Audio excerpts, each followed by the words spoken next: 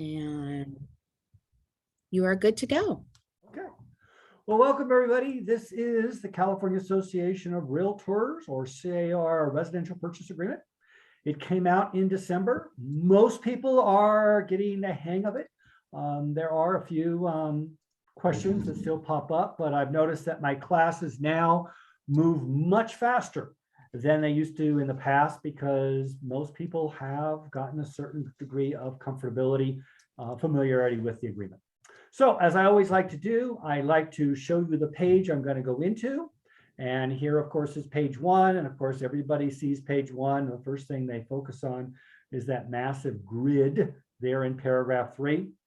We're actually going to take a short 5 to 10 minute break halfway through this, and which means when we finish paragraph 3 or maybe paragraph 4. So pretty much half the class is devoted to paragraph 3 because it is where all of the negotiating aspects are. So we are going to have a little break for you. So I want to just let you know that. As I get through the agreement, typically by the end of each page or each section, I will go into the chat and answer your questions. But there may be a few minutes between when you post the chat and I actually get in to answer your question. So if you could be as complete and detailed in your chat as possible, just going to make it a lot easier for me to answer your question. More often than not, by the time I get to your question in the chat, I'm already into a different section of the contract, or maybe I'm 2 or 3 sections further into the contract. It's just nature of the beast. I do miss live instruction. All right, so before we get into the contract, I think we have a couple things in the chat. Just people sharing their email addresses. My email address is in the chat too. So if you do have a question about this form at any time, please don't hesitate to send me a text. The reason I do these classes, and I'm actually a volunteer, the reason I do these classes is so that we can promote the real estate program here at Mount SAC. And if you do know of anybody who needs to take real estate principles or practice, they'll learn more from me than anybody else. Eva, if I could ask you to please mute yourself. Daniel Ruiz, if you would mind muting yourself. I hear water running. It is a little distracting. So Daniel, if you, thank you very much, would mute yourself. I do appreciate. Again, all of you, just go in there and mute yourself. Just makes it a lot easier to get through the class. All right, moving on. Date prepared. You know, it doesn't really matter what date you put here. Typically, it's the date you actually prepare the agreement. It's just to give this contract a name. This would be hypothetically the contract dated February 18, 2022, or whatever, right? Remember, all of your timeframes go from the date of signature or the date of acceptance. So if you were to counter this contract, you would counter the contract dated between so-and-so and so-and-so, all right? Be sure to put all the names of your buyers there on that first line, including relatives who may be buyers, right? Sometimes we have a parent, an uncle, a brother who goes on title to help qualify for the loan. Put them on there as well. There is a prohibition of assignment. We will get to that later in paragraph 3, but want to make sure you get all your buyers there. And then we'll describe the property by street address, city or town, county, and zip code. Below that, the assessor parcel number. You will know that it's an extra long line. That is anticipation of future lot splits as the state is starting to mandate cities allow for more density. So we do have that extended period there. As long as you're looking up the assessor parcel number, you might want to look at who is listed as the owner on the tax rolls. There have been cases where people have listed properties and they weren't actually the owner. One case, they were the tenant. One case, they were the heir of the owner, but they never probated the estate. So it doesn't hurt to go into CRMLS, go into Realist, look up the record of ownership per the tax collector or the tax assessor, just to see that the person is in fact the same person. All right. Moving on. Agency. Now, I'm assuming all of you are very familiar with agency. We are going to be talking about this form really from the perspective of the buyer, because it is the buyer's agent who writes the offer, becomes the contract when the seller accepts it. So as you're getting ready to write your offer, remember you must have given the agency disclosure form prior to drafting this offer. My recommendation, get that agency disclosure form signed by your buyer before you start showing them properties. Remember, you cannot claim your buyer as your client unless you first disclose agency to them. And you do that on the AD form. Now, the AD form does not create a contract, okay? It does not create an agency agreement.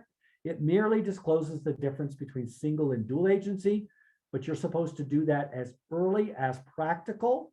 And in my book, that is before you start showing the buyer property.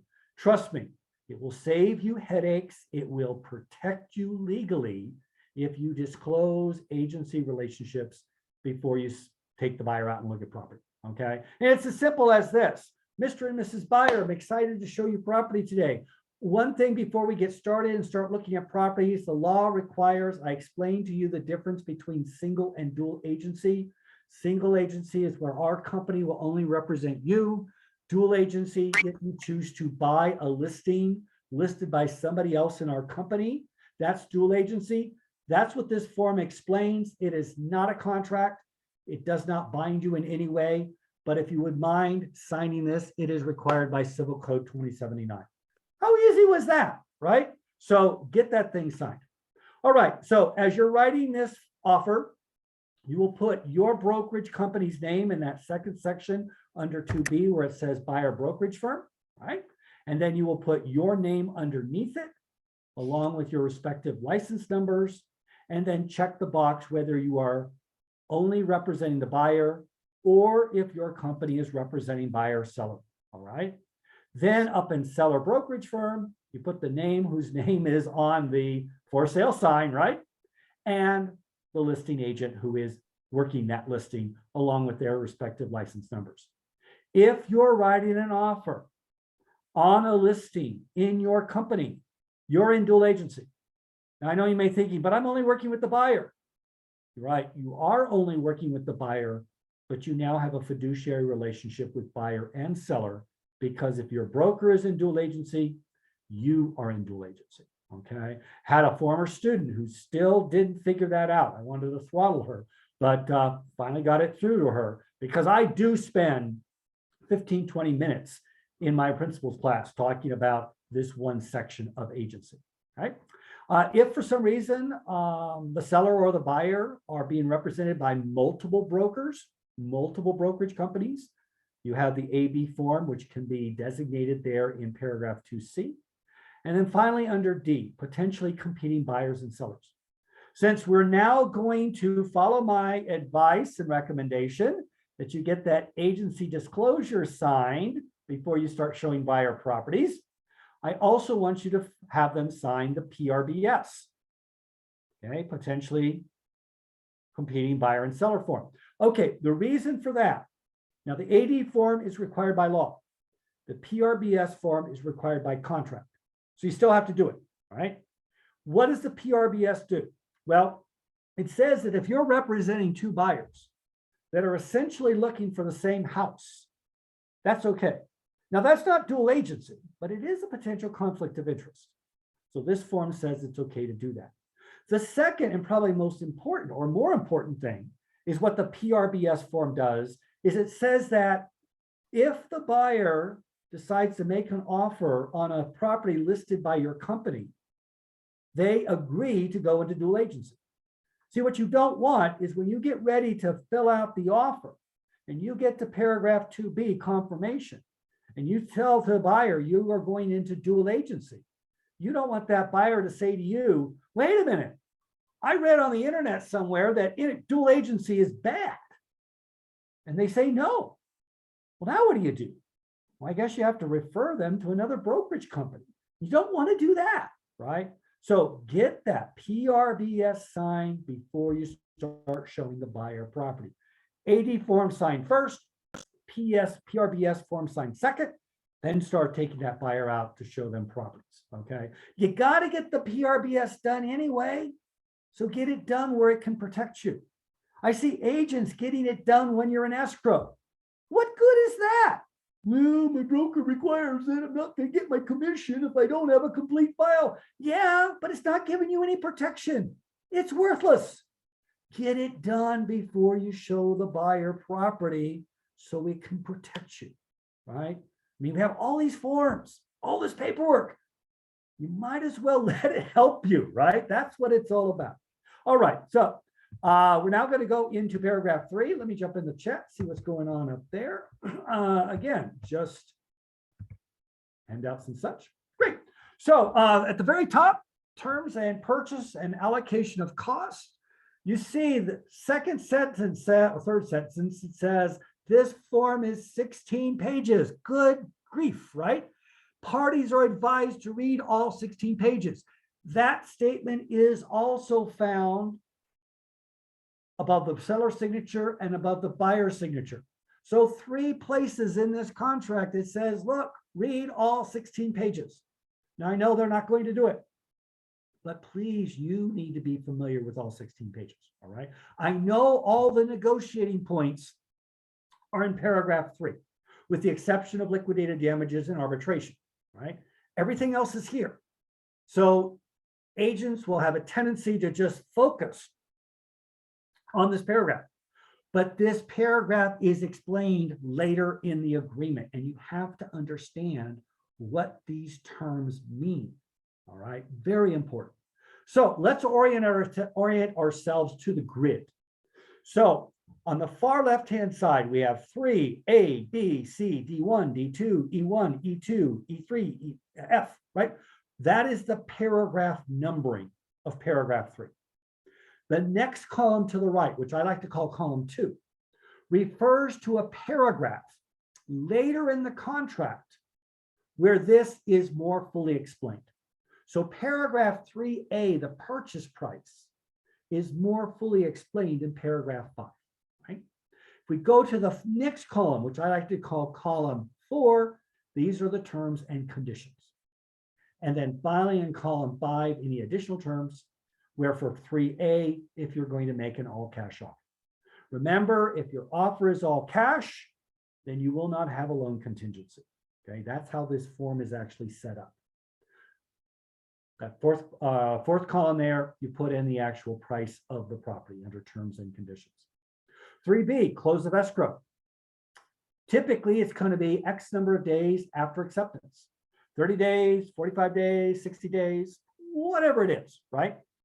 That way, it doesn't really matter when you get the acceptance. Your buyer will still have those number of days. If you go with a specific date, now you're locked in. And if it takes you 2 weeks to get a final acceptance because you're writing an offer on a lender REO, real estate owned, they took it back through foreclosure, could easily take 2 weeks to get an approval from the lender. Well, what happened to your anticipated 45-day escrow? Well, it's now closer to 30 days, right? Because it took you 2 days, or 2 weeks to get an acceptance. So the recommended practice is days after acceptance. But if your buyer is coming out of a 1031 tax deferred exchange, or if you need to close before the end of the year or something like that, you can always put in a specific date, but never both, right? Because you'll never get it right because you don't know when you're going to get final acceptance. Paragraph 3C, okay, expiration of offer. Again, like all CAR contracts, 3 calendar days after buyer signature, all right? But if you want to make it at a specific date in time, you can tweak it or modify it there. Now we go down to D1, the initial deposit. And we see there in column 4 that we will put the amount of the deposit there. When you write your deposit there to the right of the $, you will automatically calculate what that is of the percentage of the purchase price. So you'll know whether your deposit is 1%, 2%, 3%, 0.5%, okay? Same thing with the loan amount down in E1. A lot of us are looking at an 80% loan or a 90% loan or whatever it is. FHA, right? We're looking at a 96.5% loan, right? So 3.5% down. Well, anyway, that will automatically calculate it for you. All right. Speaking about the deposit, okay, it will be delivered to escrow within 3 business days after acceptance by wire transfer. So there's no more checks here, right? Buyer does not write a check. You don't accept the check, touch the check, or otherwise come into receipt of trust funds. That reduces your liability and the liability of your broker, all right? This is the only place in the contract we will see business days. Everything else is calendar days, all right? And we're going to talk about days later when we get into paragraph 25 definitions and how to count our days.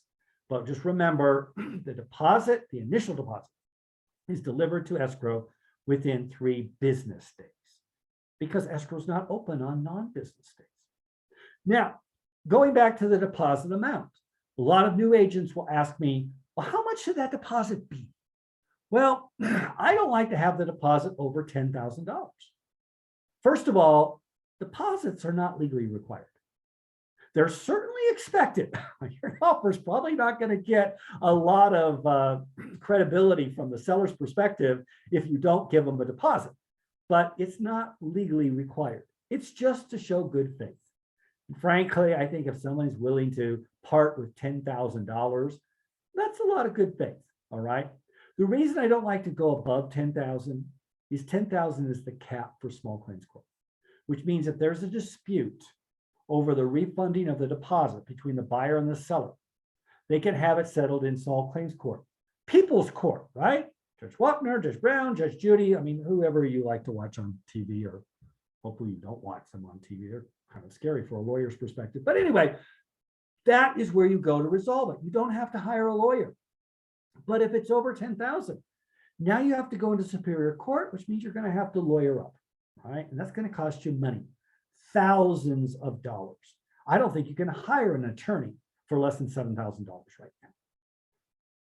Keep it at 10,000 or less. Now, if you do have a situation where the property may warrant a larger deposit and the buyer has got enough means to be able to give a larger deposit, I suggest the buyer include the arbitration clause.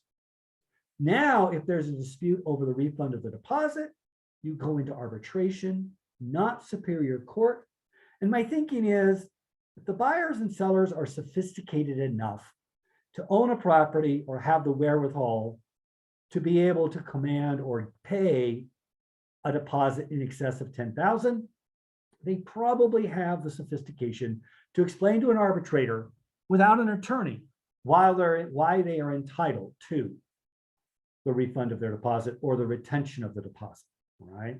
They can hire a lawyer if they want to, but they don't necessarily have to, because in arbitration, you sit in a private room at a nice big table with the arbitrator. Each side explains their position, presents their evidence, challenges each other's evidence, or cross-examine each other's witnesses, and it's done, right? And it's pretty quick, maybe 60 to 90 days max. All right, under D2, increase of deposit. So my first comment to increase the deposit is don't do it. It's going to create more work for you, greater liability for you. But if you do have a situation where you're going to increase the deposit, then that increase of deposit must be brought in upon the removal of all contingencies, which is typically 17 days from acceptance. When that initial increase of deposit comes into escrow, you need to be sure to give the buyer the DID form, delivery of increase of deposit. Failure to give that form to the buyer means that increase of deposit amount is not applicable to liquidated damages if the liquidated damages clause is included, all right? So again, it used to be known as the RID, receipt of increase of deposit, but it's not really a receipt because you're not typically at escrow when that increase of deposit comes in, particularly if it's wired in. E1, loan amount. So in column 4, we see the loan amount. It will all automatically calculate the percentage that is of the purchase price. The default language is fixed rate, conventional, and 0 points. So you need to check a box if you want to have an adjustable rate. You need to put the amount of points in if you're going to have points. And if you're going with a government loan, please, please, please check the appropriate box in column 5 as to whether it's FHA or VA. Allowing a seller to think you're coming in with conventional financing and having them accept your offer, and then converting it over to an FHA or VA is most likely going to be interpreted as a misrepresentation. And that creates liability for both you and your buyer of potential fraud. So you don't want to do that. If you're going with a government loan, you do have to let the seller know, because government loan lenders do tend to require additional repairs that conventional lenders do not. And your buyer may be susceptible to additional closing costs on the buyer's loan with a VA. All right. So again, if you're not familiar with FHA or VA, my recommendation is hook up with a lender who specializes in FHA and VA loans, and they can explain to you all the little interesting nooks and crannies of FHA and VA financing. Also, by checking the FHA VA box, the FVAC form and the HID forms will automatically attach. These forms contain mandatory federal government required language that must be shown to the parties. All right. Okay. Also, you can check the box for seller financing there. Remember, if the FHA VA is checked, then the delivery list of any lender required repairs, and in the case of a VA, any closing costs to be paid by seller must be given to the seller within 17 days after acceptance. So that's shown there in terms and conditions. E2, if you're going to have junior financing, a second loan, okay? And again, it essentially reads the same way as E1 does, except it doesn't have all the FHA and VA stuff because there's no such thing as an FHA or VA second loan or junior loan. E3, you're disclosing what type of use this property will be. The default language is primary residence, but if it's going to be a vacation home, you would check the secondary box. If you're going to buy it as an investment, in other words, a rental, you would go as the investment box. Keep in mind, your interest rate is going to be higher on a secondary or investment home. Your down payment is going to be considerably higher, maybe as much as 40% on an investment property. So just FYI, if you're buying a property for investment, or your buyer is buying a property for investment, please talk to your lender beforehand so you know what kind of animal they're dealing with. Balance of the down payment should automatically calculate there in F, as will the total purchase price, right? So that is the money aspect for the most part for paragraph 3. We can now go into the next page, which is page 2. And the top of page 2, we have G, H, I, J, and K. So G1, seller credit, if any. So in the old version, we just had additional finance terms, right? Well, what was the most common thing we found in additional finance terms? Seller credit to buyer for closing costs. Well, CAR gave it its own box, and that is G1. The amount of the seller credit will be in column 4, and then the pre-printed language or default language under additional terms will be applied to closing costs. Of course, you can tweak those if you want to. And then if you can think of any other finance terms, not really sure what any are off the top of my head, but again, CAR tries to create this form to give you maximum flexibility without having you go into the unlicensed practice of law, but you can put those terms in G2. Now, H1, okay? H1 and 2 are essentially the same, except the timing is off. So the verification of all cash under H1 will be attached to this offer. So that could be a copy of the bank statement, could be a letter from their banker saying they have sufficient money, right? If you don't have that verification in writing, you need to check the box there and deliver it to the seller within 3 days. H2, verification of down payment and closing costs. Again, to be attached with this offer. If you don't have that information, then check the box and deliver it within 3 days. Why 3 days? Well, remember, this offer is to be accepted by the seller within 3 days. So presumably this verification will get to the seller before the offer expires. At least that's my thinking. Then H3, verification of loan application. Again, attached with the offer, or if you don't have it, within 3 days after acceptance. And of course, these are all calendar days. Now, for H3 on the far right-hand side, in column 5, we have 3 new little boxes: pre-qualification, pre-approval, and fully underwritten pre-approval. Now, these terms are not defined in the contract. I have my definition, which coincidentally, CAR shares in my definition. So let me share that with you. Pre-qualification, the lender has taken a verbal on the buyer, how much money they make, what their debts are, and how much money they have on the bank. And based on that information and their credit score, the lender has given a pre-qualification letter. Of course, that is presuming that the buyer has been honest, and buyers are not always accurate, not necessarily being malicious. It's just that buyers don't always paint a clear picture of their financial situation. I mean, who does paint a clear picture of their financial situation? So we have this pre-approval. So what is pre-approval? Pre-approval means that the lender has actually gotten written confirmation. They've gotten their W-2s. They've gotten their tax returns. They've gotten copies of their bank statements. They've gotten copies of their credit card statements. They know where they are financially. That's pre-approval. Better than pre-qualification. Fully underwritten pre-approval is this loan has actually gone through the underwriting process. And the lender has agreed to give the loan to the buyer. Their loan is approved.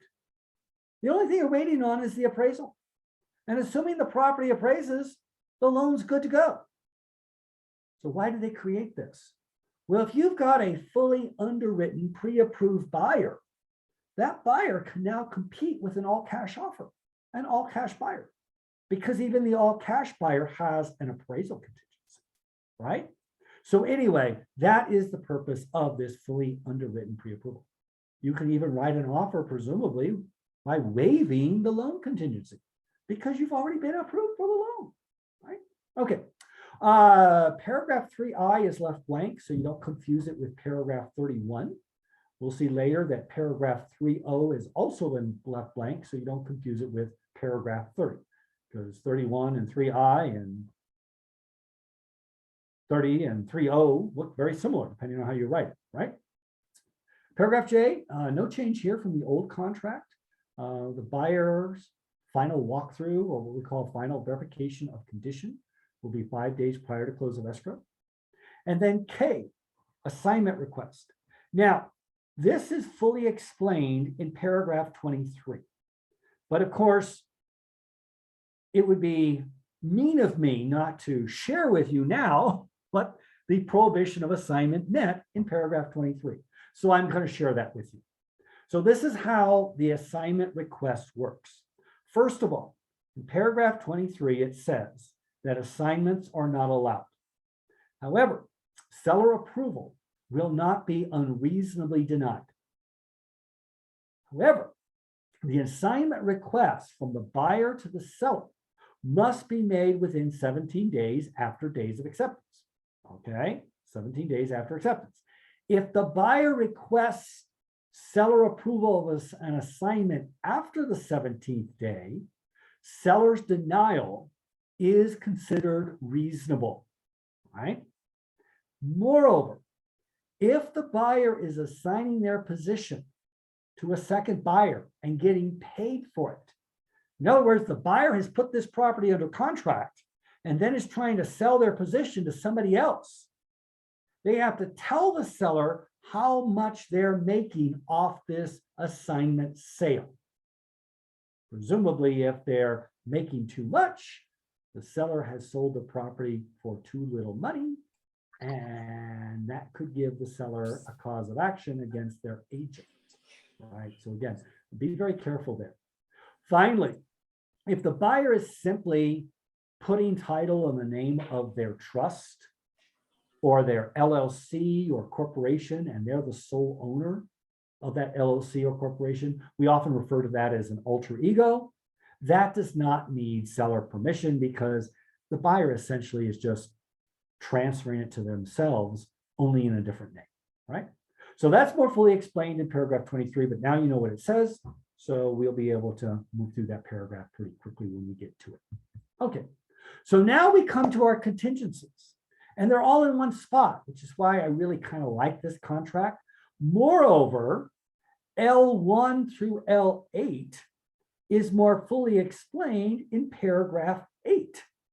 See, in that second column, the explanation of these paragraphs is fully explained in paragraph 8, and they're in the same order, which makes it real easy to navigate through this agreement, right? Much easier than the old agreement. So let's go up to L1. We see that is the loan. It's going to be removed. That loan contingency is going to be removed in 17 days after acceptance. Now, some of you may recall that in the old contract, it was 21 days. And you're saying, oh, might they shorten the time on me? Well, two reasons. One, I think they wanted to make all the time frames consistent. So they're all 17 days. That way, you can give that 2-day notice to perform on the 15th for all contingencies. Before, you gave it on the 15th day for the investigation contingency, but then you had to give it on the 19th for the loan contingency. So you had to do 2 of them, right? Now you only have to do 1. But secondly, since we're supposed to have our buyer either pre-qualified, pre-approved, or have fully underwritten pre-approval, when you write the offer, it really shouldn't take them more than 17 days to firm up their financing. I mean, if your buyer is fully underwritten approved, you don't even need a loan contingency, right? Because they've been approved for the loan. You need an appraisal contingency, you need an investigation contingency, but you don't need a loan contingency in that regard, right? Now, both the loan contingency and the appraisal contingency we see in column 5 can be removed with this offer simply by checking the boxes. Going down to L2, the appraisal contingency. Now, get a lot of questions in that third column where you see an amount, a purchase price. And agents always ask me, what am I supposed to put there? Well, the short answer is don't put anything there. Leave it blank. Of course, the answer response I get to that is, well, why is it there? What are we supposed to do? What can we do with that? Okay, so here's the deal. Let's say you have a buyer who wants to buy a property and it's an $800,000 property, right? They know it's not going to appraise at $800,000. You know it's not going to appraise at $800,000. Probably going to appraise around $750,000. But the buyer really wants this property. It's the one that works for them. And they're willing to pay $800,000, even though it will only appraise at $750,000. In other words, they're going to have to put in the difference of $50,000. So the way you would write that offer is under L2 in that third column, contingencies, you would put next to that dollar sign, $750,000 right in there. What that then means is if the property appraises at $750,000 or higher, the buyer is willing to buy the property and they're going to make up the difference between the appraisal amount and $800,000. So if it appraises at $760,000, they're going to throw in an extra $40,000. But if it appraises at $745,000, then it doesn't meet the appraisal contingency because the property had to appraise at least $750,000. So that's how that works. If that's something you're comfortable or your buyer is comfortable in doing, go for it. If not, leave it alone, okay? But I owe you an explanation, and that's why I did it. Okay. Again, 17 days. And then over in column 5, of course, you can remove the appraisal contingency with the offer. But then they have a little explanation. Removal of appraisal contingency does not eliminate appraisal cancellation rights in the FBAC. So if you have an FHA or a VA loan, or your buyer is trying to get an FHA or VA loan, yeah, I guess you can remove the appraisal contingency, but the buyer still has the right to cancel if the appraisal comes in low. So then the question from one of you might be, well, how, let's see, Rovella Perez, you need to mute yourself, it would be Ms. Perez, Rosella, please remute yourself. Rosabella, thank you. So the question that often comes up is, well, how do I remove the FHA, VA? You can't. You can't, because it's in federal law. It would take an act of Congress to remove this right from the buyer. So just remember, with FHA and VA, you got an appraisal contingency because the buyer has the right to cancel if the appraisal comes in low. Okay, and that's federal law. Now let's go down to L3. The first item up there is investigation of property. Again, that's 17 days after days of acceptance. All right. Make sure you understand what your buyer is doing, what you're doing when contingencies are removed. For example, the loan contingency has to do with the buyer getting approved for the loan. The appraisal contingency has to do with the property appraising at the purchase price. Well, what if the buyer can't get insurance because the seller has made too many insurance claims on the property? Well, that's an investigation contingency. That's not a loan contingency. So be very careful when removing contingencies that you don't remove the wrong contingency or remove one that you didn't intend to remove, right? Okay, so that's 17 days. Now, for your contingencies of L3 through L7, you'll notice in column 5 that if you want to remove those with the offer, you have to attach the contingency or removal form or CR form, right? Also under L3, informational access. This is not a contingency. So if you write a non-contingent offer, the buyer can still go in and look around the property.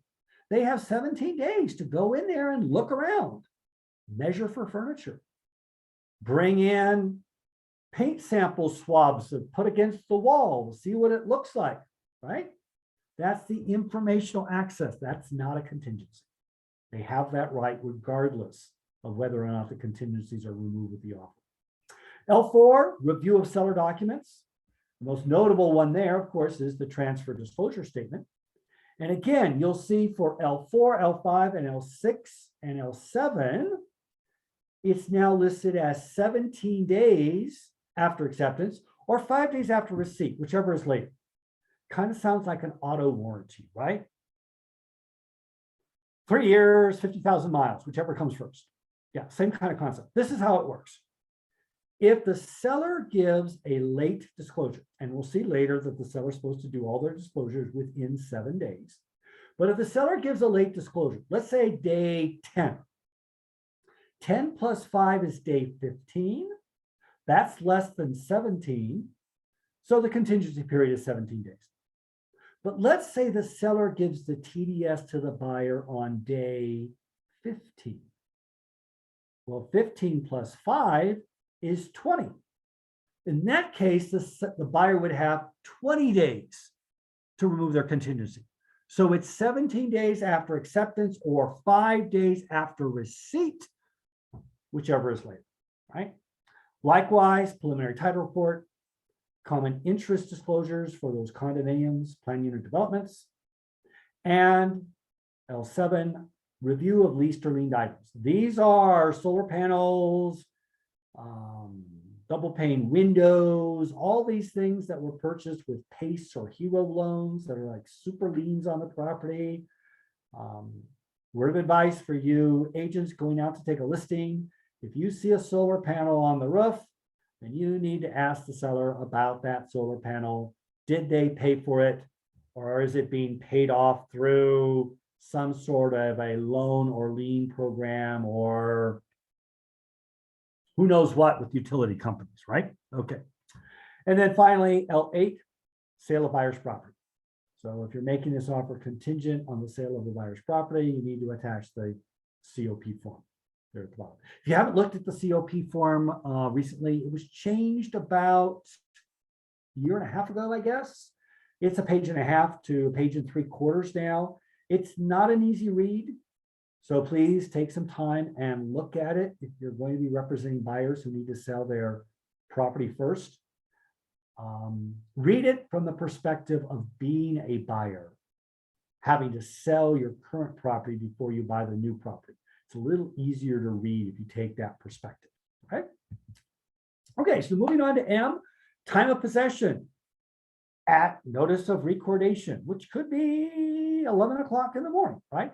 Or you could make it 6 o'clock, okay, on the date specified, or something else, right? M2 for seller occupied properties. Okay. Time of performance is close of escrow date, or you check the box below, the seller can stay in the property for a later time. So that first box there, the top box, is for time periods of 29 or fewer days. And that's normally going to be the most common because usually when the seller stays in the property for a little longer, it's going to be 3 days, right? COE plus 3. So that's usually what you do. When you check that first box, then the SIP form will automatically attach.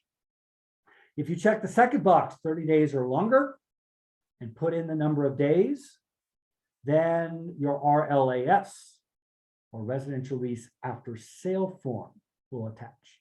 So what's the difference between the SIP, seller in possession, or RLAS, residential lease after sale? Well, the SIP form is kind of like a mini landlord-tenant agreement. I mean, it's still a landlord-tenant agreement because even if the seller is only going to stay in the property for 2 or 3 days after close, you have created a tenancy. But it's kind of what I call a tenancy light. But if the seller is going to stay in the property for over a month, now issues like security deposit and rent may need to be discussed. And that's discussed in the RLAS. So it's a more complete rental agreement. Okay, so remember, check the corresponding box in column 4, write in the number of days, and then depending on which box you check, either the SIP or the RLAS form will attach to your agreement in zip forms. And now down to M3 for tenant occupied units. This is a bit of a challenge. If you have the tenant in the property, the buyer's making an offer on the property, they need to attach the TOPA form. Okay, so by checking that box in column 3, the TOPA form should attach to this file. What does the TOPA form say? Well, it's kind of like the old tenant in possession form. It essentially says that the buyer is buying the property and taking the tenant. If the buyer is buying the property for their personal residence and they want the tenant out, then they need to check the box in the first paragraph of the TOPA form, right? What that means is the tenant will be out 5 days prior to close of escrow. But what if the seller's not able to get the tenant out 5 days prior to close of escrow? Well, CAR had to make a call here, and they decided to fall on the side of the seller. So this is how the TOPA form reads. If the seller is not able to get the tenant out 5 days before close of escrow, then the buyer may elect to either purchase the property with the tenant and waive all further claims against the seller for not being able to get the tenant out of the property, or cancel the agreement. The seller agrees to refund their deposit. The seller also agrees to pay the buyer for the cost of their appraisal and any reasonable inspection fees. Even if the liquidated damages clause has been included, and even if the buyer has released all contingencies, the buyer still gets their deposit back and their appraisal fees, investigation fees per the TOPA because the seller has not been able to get the tenant out. And furthermore, the buyer agrees not to sue the seller for failing to get the tenant out. It's just that it's so difficult to get tenants out these days. CAR felt it was unreasonable to put a burden onto the seller. Down to N1, seller's going to deliver all documents within 7 days. That's the TDS, NHD, all that kind of stuff, right? N2, okay, both parties will sign and return escrow documents within 5 days of receipt. N3, the seller will order HOA documents, if applicable, within 3 days after acceptance. These are all the same timeframes, all the same language in the old form. A lot of people will look at these and say, well, when did that get changed? It wasn't changed. It was just buried in the old form. Okay, it wasn't as easy to find. And then finally, and this is new, N4, the seller is required to install smoke alarm, carbon monoxide detectors, and water heater bracing within 7 days after acceptance. Now, who's going to pay for those can be negotiated in paragraph 3Q, but the seller has to install them. And if the seller doesn't install them, if the appraiser goes out and notes it on the appraisal as being missing, the appraiser will have to come back and see that they're present, and the appraiser will charge for that second visit, and the seller will be responsible for paying that fee. Okay. The thinking here is these items are already supposed to be in the property, right? I mean, it's a $100 fine if your house does not have these items. So they already should be in there. And the issue of appraisers having to come out for a second visit and having to pay, that's going to be the burden of the seller. As I mentioned earlier, 3O has been left blank, so it's not confused with paragraph 30. Now we get into page 3. And at the top of page 3, paragraph 3P, personal and real property. So here is where the buyer can ask for certain items of personal property to be included. I think you should always check that first box on the left, stove oven combo, whatever, check that box. Same thing with microwave. If the microwave is built in, go ahead and check that box. I don't know what is going on with people taking bathroom mirrors with them, but that's a pre-check box on the far right-hand side. Why don't they pre-check stove and dishwasher and microwave? I don't know, but they don't, but they probably should have. You do it in your template so you can copy it over into your transaction file and you know those documents are included, or those items will be included. So if you want to add anything that's not given to you as a box to check, you could do that. And in P2, if you want to exclude anything, you can do that.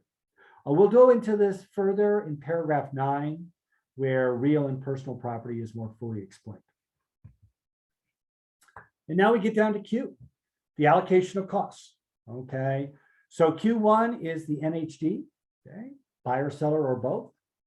Q2 and Q3, any other reports. If you want the seller to pay for a termite inspection, you can put that in there. If the buyer is willing to pay for it, there's no reason to add it here because the buyer can just do that as part of their investigations. Please do not try to tweak this form and ask the seller to pay for termite work. You see a lot of offers where you're asking the seller to pay for Section 1 work. Don't do that. Okay, it's going to create liability for yourself because you don't know what that's going to cost. Sure, most tenting is what, less than $6,000. Most locally treating is less than $1,500. But I've actually seen subterranean damage at $38,000 and $42,000. So the only time I would try to ask the seller to pay for Section 1 work is if the seller has already obtained an wood destroying pest report and then specify that the work will be done by the company listed in that report per the recommendations on that report at the amount of, and having specified the name of that termite company. Anything else, you're asking for liability against yourself and the seller, right? Q4, who's going to pay for smoke alarms, CO detectors, and water heater bracing? We've already talked about that. Q5, some cities do require a point of sale inspection. Okay. Likewise, that point of sale inspection may lead to government required corrective or remedial actions. That's Q6. Who pays for that? Escrow fees, buyer, seller, both, or each to pay their own. For you new agents, each to pay their own basically acknowledges that there's two escrows in the transaction, right? You have the escrow for the sale between buyer and seller, but you also have an escrow for the loan between the buyer as the borrower and the lender. Well, typically the buyer is going to pay for their loan escrow, and the buyer and the seller are going to split the cost of the sale escrow. That means that's each to pay their own, right? Then you can specify the name of the title company on the right side. G8, owner's title policy. In Southern California, typically the seller pays for that. And if the title company is different from the escrow company, you can put that in there in column 5. Again, since the buyer is responsible for their loan costs, typically, we have the buyer's lender policy paid for by the buyer. There's no seller option there. Q10 and Q11, county transfer fees, typically paid by the seller. If you're in a city where there's city transfer tax fees, you can ask the seller to pay for that as well. Again, as you're representing the buyer, writing the offer, it's really your call whether you want to ask the seller to pay something or the buyer take on that. Q12, okay. HOA fees for preparing the disclosure documents. Since the seller is required to provide those documents, it's a seller pay there. The lender may require the HOA to certify the percentage of properties that are non-owner occupied. Okay. So that's a buyer fee there. Who pays for the HOA transfer fees is negotiable between buyer and seller. Likewise, private transfer fees. Sometimes new developments will have a private transfer fee that was required in order to overcome environmental objections that may have existed when the development was put into place or developed. Then Q16 and 17, anything else you want to add? And then Q18, if the buyer wants to ask the seller to pay for a home warranty plan, they can do that. If the buyer's thinking of paying for one themselves, I recommend in column 4, check the box that says buyer waives the home warranty plan. We'll see in paragraph 10C that even if the buyer waives it, they can always buy one if they want to. And then column 5, you're having the seller pay for a home warranty plan, particularly if it's an older home, right? Maybe in Pomona or Covina with original appliances. Might want to ask the seller to pay for a home warranty plan in case appliances break down during the first year of ownership for the buyer. You can put a cap there on how much the plan will cost and who it's issued by. Okay, then R is other terms, right? So if anything was omitted, can't think of anything right now, but if you want to add anything else, you've got 3 lines to do that. And that brings us over to page 4. Let's go ahead and knock out paragraph 4 since there's a bunch of boxes to check, and then we're going to take our little break, right? So paragraph 4A, this contract was written as the backbone contract of all CAR contracts. We don't have a probate purchase agreement anymore, or a manufactured home or a mobile home purchase agreement anymore. We just add those particular addendums to this document because those 2 agreements were so similar. Why have 2, right? If you're adding the tenant occupied purchase addendum, it will show up there. Tenant in common purchase addendums. There are places, particularly along the coast, in expensive areas where a group of buyers will buy a triplex or a fourplex, and then each one of those buyers gets to live in one of the units. So 4 people get together and buy a fourplex, and they buy it as a tenant in common. And Abel gets to be in unit A, and Betty gets to be in unit B, and Charlie in unit C, and Deanna in unit D, right? Well, not really a subdivision, but kind of like one. So DRE wants this tenant in common purchase addendum. So CAR, DRE have gotten together in the Department of Real Estate and CAR and come up with this TIC PA. Likewise, if you've got a buyer buying a stock cooperative, same type of thing, because it's only one property and your share of stock allows you to occupy one of the units. Paragraph 4B is for other addenda. Okay, so you can add the CIR addendum form, which is a form with nothing but lines on it. You need a lot more space to write stuff in. Backup offer addendum, septic well, property monument addendum, short sale, court confirmation, buyer seller intent to exchange or other. Okay, can you put in there? And then the buyer seller advisories in paragraph C. You'll see that 4 have already been pre-checked. The buyer's inspection advisory, wire fraud, fair housing, discrimination advisory, and California Consumer Privacy Act advisory. So they're already going to be included. But if you have any other things, one of the ones that's very popular, that first one on the left, under wire fraud, the wildfire disaster advisory. So if you have a property that may not be in a fire zone, but has a lot of brush around it, doesn't qualify for the home hardening or defensible space disclosure, but you still want to add a little bit of a warning there. You might want to look at that wildfire disaster advisory. It's a much easier form to use than that home hardening defensible space. Okay. We also have trust advisory, REO, statewide buyer seller advisory. They're on the right-hand side, but fourth from the bottom. Okay. Real nice form since they reformatted it. On the second page, they've got a really cool table of contents, both alphabetic and topical. So if you got some extra time, you're in zip forms, pull up that statewide buyer seller advisory, take a look at the second page. CAR did a really nice job at reformatting it. And it's a very useful document to help you explain paragraphs in this contract that you don't want to explain because you don't want to be practicing law without a license, like arbitration, mediation, liquidated damages. Those clauses are all explained in the SBSA, right?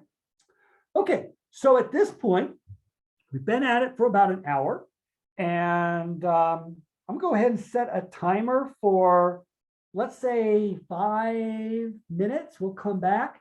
If you have any questions so far, please put them into the chat.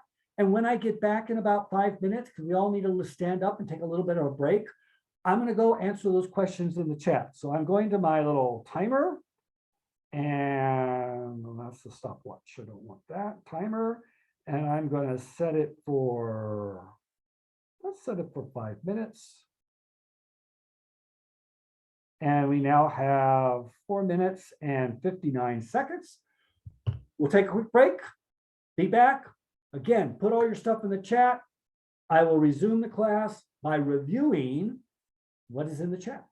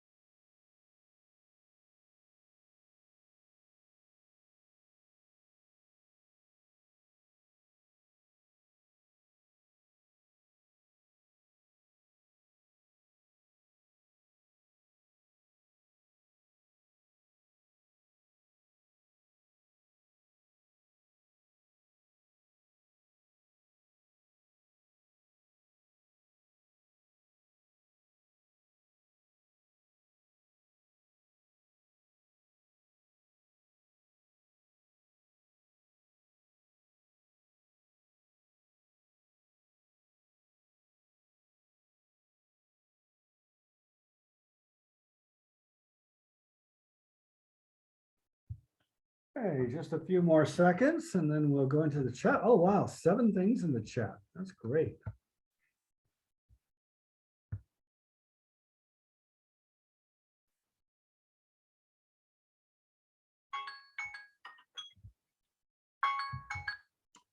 Okay, so let's go down into the chat and talk a little bit about, can you explain again on the Q7, each to pay their own escrow fees? Okay, so in an escrow where the buyer is getting a loan, there's actually 2 escrows going on. When you think about it, it makes total sense, but we don't think about it, okay? So you've got a transfer of title going from the seller to the buyer. So that has to be escrow. But you also have a buyer getting a loan. That also has to be escrow. If you refinance your home, that's done in an escrow, right? So each to pay their own means that the buyer, as the borrower, is going to pay for all the escrow fees for the loan. But the buyer and the seller are going to split the escrow fees for the transfer of ownership from the seller to the buyer. Okay, so that's what that means, each to pay their own. It's a term of art that we use in real estate.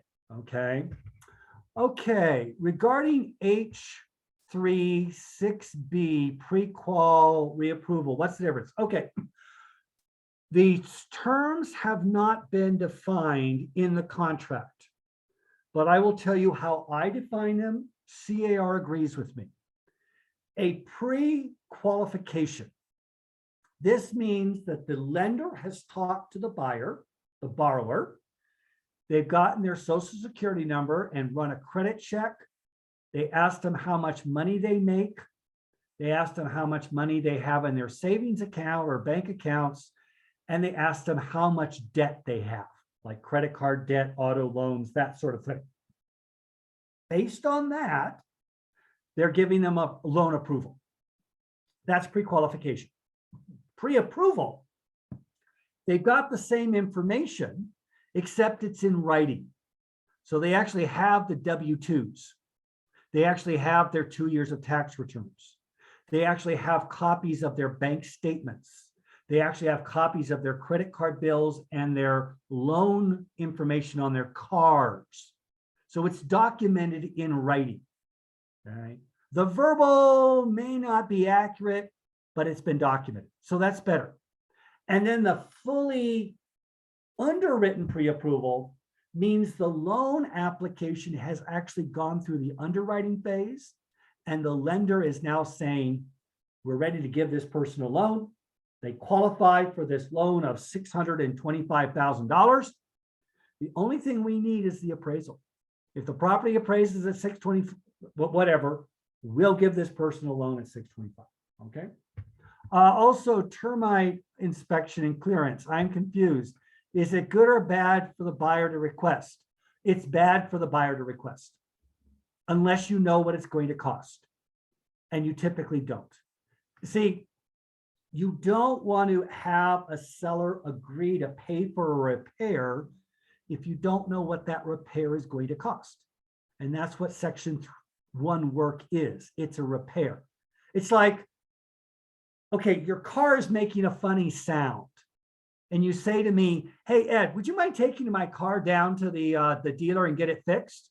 And I go, sure. And I go, and you have no idea what it's going to cost. And I come back that afternoon. I say, got your car fixed. Oh, by the way, here's the bill. And you look at the bill and it's $5,000. You go, what? $5,000? I didn't agree to that. Well, you told me to go down and get it fixed. So I did. It's going to cost you $5,000. See, that's the problem with having the seller agree to a repair, because sometimes those repairs can be $30,000 or $40,000. Not frequently, but I've actually seen them that expensive. Okay. Q1810C, is there any specific info to include after the home warranty plan? No, I mean, I guess the question is, do you want the seller to pay for a home warranty plan or not? If you do, then you can specify the name of the home warranty company and a cap of how much the seller is going to pay.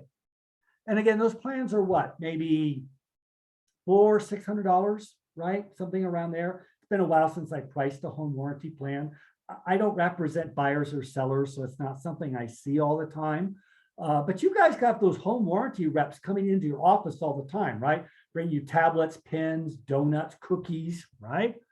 Sit down with them, have them walk you through that. They can explain that section to you better. I need more explanation on L3 and L4. Okay, so L3 is the inspection, right? The inspection of the property. So the buyer is going through with their property inspector. The buyer's going in with their potentially termite inspector. The buyer's going through with their roof inspector. That's L3. Or the buyer's just walking around the property looking for stuff, right? That's L3. L4, make sure I get this right, is the seller delivering documents to the buyer, like the transfer disclosure statement. So L4 is the transfer disclosure statement, the NHD, lead-based paint, home hardening, defensible space. That's L4. L3 is the buyer's physical inspection. Okay, so that's the difference between them. Will be emailing the participants the link for the recording of this class? I don't think so. First of all, it's not me, it's Laura. I'm just an affiliate member, okay, who volunteers his time because my thinking is you're going to know people that are going to want to get a real estate license someday, and you're going to tell them what? You need to take principles from Ed, or you need to take practice from Ed at Mount Sac, right? Don't do a home study course, right? So that's why I'm doing it. But it will be on the Tri-County's website. So Laura will have it up there probably about a week. Takes a while. And then it's also in YouTube. And also they haven't already posted my earlier classes. I think I've done, what, 3 or 4 of these classes already for Tri-Counties. So you can go on there right now and see the old one. Right, Laura? Yeah, they're all there. See? I'm very YouTubeable. I used to be just Googleable. Now I'm YouTubeable. Okay. All our classes that we record are there. Yeah. And I don't have a problem with you taking this information and sharing it with others. Okay. Can a buyer get his money back on an appraisal and inspection if the seller has a contingency of finding a home and then decides not to sell? Yes, if you put it in that seller contingency form. And I really need to remember the name of it. It starts with an S, but I think it's the seller contingency of sale or on sale or something like that. But it does, there you go. Thank you, Gina. SPRP. Okay, the SPRP. Thank you so much. Look at that form. You're going to have to put it in that form. You're going to have to add it to that form. All right. Oh my, I got through them all. Now, you're probably wondering, what are those X's that Ed's putting into the chat? That just shows me where I finished with the last question. It makes it a lot easier when I go into the chat next time and start looking at questions because I know how far to go back. All right, so now we're going to go to paragraph 5. And this actually moves pretty quickly because pretty much everything I'm going to talk about now, I've already talked about, because paragraph 3 has all the negotiating points with the exception of liquidated damages and arbitration. Now we're just going to go in and talk about the filler that explains paragraph 3. So those of you who are experienced agents, you know what all the terms are in paragraph 3. This is easy stuff. You can just sit back, enjoy your tea, and watch me charge through. But those of you who are relatively new in the business or maybe not as familiar with the purchase agreement, you need to know what all this says. So you do need to take a read at it, okay? So a couple of things I want to point out. 5A3, retention of deposit.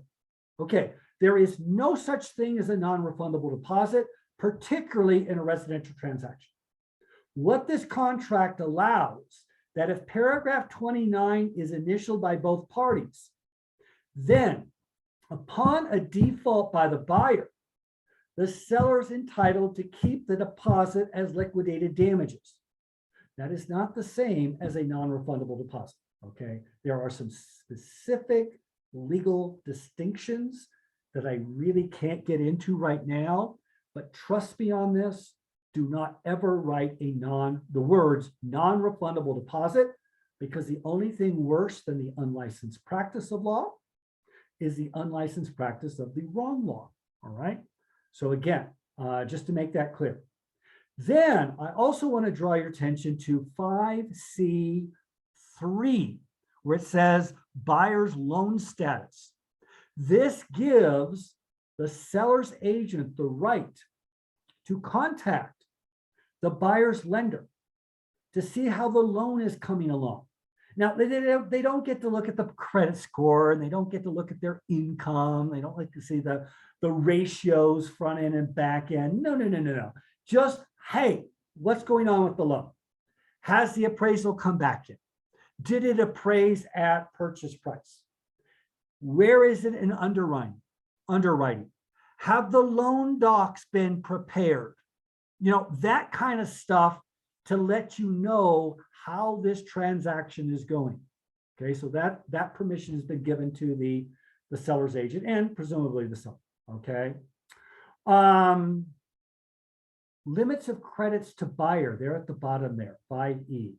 So we all know the sweet spot for a loan is 20% down, right? Lenders love 20% down. Well, actually, they love more than 20%. But if you're less than 20% down, you're going to need a guarantee or insurance, right? PMI, MMI, VA guarantee, whatever. Here's the deal. Let's say a buyer is coming in with 20% down. Okay, so the lender's going to give them their most favorable rate, most favorable term, because they're coming in with 20% down as their own money. But let's say that the buyer is asking the seller to credit back closing costs, and the amount they ask is $1,000 more than the actual closing costs. Well, then that would be coming back to the buyer. The buyer would be pocketing it. So they're not 20% down anymore, at least not of their own money. They're like 19.998% down or something, right? Well, that's going to cause a problem with the lender. And the lender's going to say, no, can't do that. It's an excessive credit. What this paragraph says is that excessive credit will be given back to the seller, there being no change in the purchase price. Okay, that's what that paragraph. That's a lender issue. If you want to have more of a discussion with it, please talk to your lender. Okay, they can explain it much better than I can. Although I think I did a pretty good job. Okay, additional financing terms. Again, the verification of the down payment and closing costs, the verification of the loan applications. All right, already talked about that. Now we're going to page 5. See how much quicker we move now? Because we've gone through all the heavy lifting. This gets to be easier. But if you got a question, if I talk about something now, they say, oh, you know, I didn't really understand when he talked about it the first time. Put it in the chat. Okay, put it in the chat. C, buyer stated financing. Remember I said, if you got an FHA or VA buyer, you need to disclose that. Saying that you are conventional financing, which is the default, and then moving over to an FHA or VA is a no-no, okay? This is where it says it's a no-no. The seller is relying on the representation of the buyer of the type of financing. So moving from a conventional to a government, it's probably going to be viewed as a misrepresentation. Now, going from a fixed to an adjustable, I don't think that's a big deal. Okay, if that happens, that happens. I probably should make it clear, but moving from a conventional to a government, that's significant. Please don't do that. Paragraph 7, closing and occupancy. Again, as we talked about before, the property is going to be delivered to the buyer, all right, at close of escrow, presumably. It will be done in as-is condition, okay? Seller's not agreeing to make any repairs unless it's agreed to be done in this contract. So the buyer has written it in, or the buyer gives a request for repairs to the seller and the seller agrees upon those requests for repairs. All right. Let's see. Buyer strongly advised to investigate the property. That's in bold there, right? If the seller is going to remain in possession of the property, that's discussed in paragraph C, which we talked about. And then at close of escrow, okay, seller is going to transfer to the buyer all warranties, keys to the locks to the house, mailboxes, codes to the security systems, alarms, things of that nature. This is more fully explained in paragraph 9. We'll get to that in a little bit. Okay, so paragraph 8 is a further explanation of our contingencies that we talked about in 3L. And a couple of you had questions about those contingencies. Well, they're more fully explained here. So 8A talks about the loans, right? Talks about the loans. 8B talks about the appraisal. Oh, spoiler alert. In June, in the new forms releases, you're going to have a new 8B3. And that's going to deal with bias with appraisals. So there have been studies shown that appraisers give less value to homes, okay, owned by certain minorities or in areas where there is a different demographic based on race, color, national origin, etc. So state law has been changed a couple months ago to require that in all purchase agreements. So there's going to be a mention under 8B3, which doesn't exist yet, of a new addenda. And there's going to be a new addenda attached to this purchase agreement that deals with that mandatory disclosure. That's better than, I guess, adding on to page 17 of the purchase agreement. But beware, because come the November release of forms, we may see this contract going to 17 pages. I don't know. We'll see what happens. But you're definitely going to get an addendum in June because this law takes effect July 1st, I believe. Okay. D is our review of seller documentations. Okay. C is our investigation of property. E is our title that we already talked about. Again, investigation of property C, that is the buyer's physical inspector or whoever. Review of seller's documents in paragraph D, that is the TDS, NHD, lead-based paint, etc. Question came in about that in the chat. E is looking at the preliminary title report. And then F is the condominium documents and disclosures. G is those leased and liened items, solar panels, hero and PACE loans, right? And then I deals with the removal of contingencies and the waiver of contingencies, okay? So again, essentially advising the buyer that it is not a good idea to remove contingencies or waive your contingencies with your offer. It actually says there in H, buyer is acting against the advice of the agent if you remove your contingencies or waiver your contingencies too early, okay? J, fuller explanation of the condition of purchase. In other words, got to sell the buyer's property before you buy this property. Paragraph 9, items to be included and excluded from the sale. Okay, so this is the extension or the textual explanation of P1 and P2. Up there in 9A, it says things included or excluded from the MLS are not included unless stated in this contract. So a word of advice, if you're writing this offer, please review the MLS comments. If you see things as being included or excluded, note them back in 3P1 or 3P2. See, if you don't, then they're not a part of this contract. The problem is the buyer is seeing the MLS input, They see that they're supposed to get the spa, the gazebo, the swing set. But if it's not mentioned in this contract, the seller, based on 9A, may take those items with them. Now the buyer is saying, wait a minute, I thought I was getting the spa, the gazebo, and the swing set. And you say, well, it wasn't included in the contract. Well, whose fault is that? The agent's fault, right? So when the buyer now sues you in small claims court, I'll tell you what the judge is going to say. He's going to say, I don't care what 9A says. That was a representation. In fact, a misrepresentation. So I'm going to make the two agents, and maybe the sellers, since sellers are responsible for what their seller's agent does, I'm going to make them pay for a new spa, new gazebo, and new swing set. So you get to write a check. So please be sure to repeat whatever you see is excluded or included in the MLS. So it's in this agreement. Now, 9B is our exhaustive list of things included in the sale. If I read that whole paragraph to you, we'd be here for an hour, right? So let me synopsis some things to look for.